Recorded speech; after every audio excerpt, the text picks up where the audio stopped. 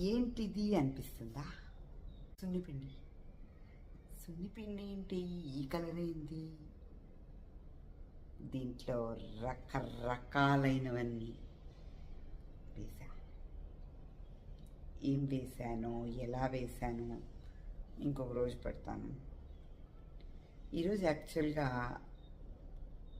ఆ వీడియో తీయడం మర్చిపోయా. బాగుంది కదా. దీంతో మనం స్నానం చేస్తే చాలా మంచి వాసన. ఇలా పిలిస్తే తుమ్ములు వస్తాయని గమ్మని పీల్చట్లేదు, కానీ అంత మంచి వాసన వస్తుంది.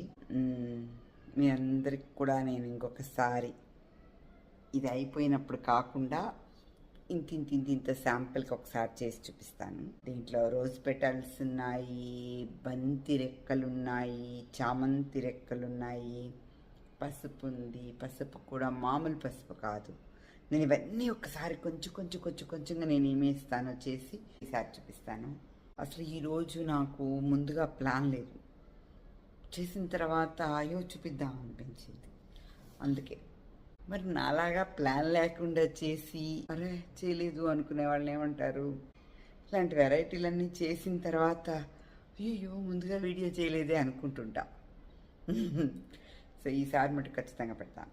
మొత్తం చేసిన తర్వాత ఇంత అయింది. ఇది రెగ్యులర్గా వాడుకుంటూ ఇది ఫ్రిడ్జ్లో పెట్టేసి పురుగు వస్తుందేమో అని భయం.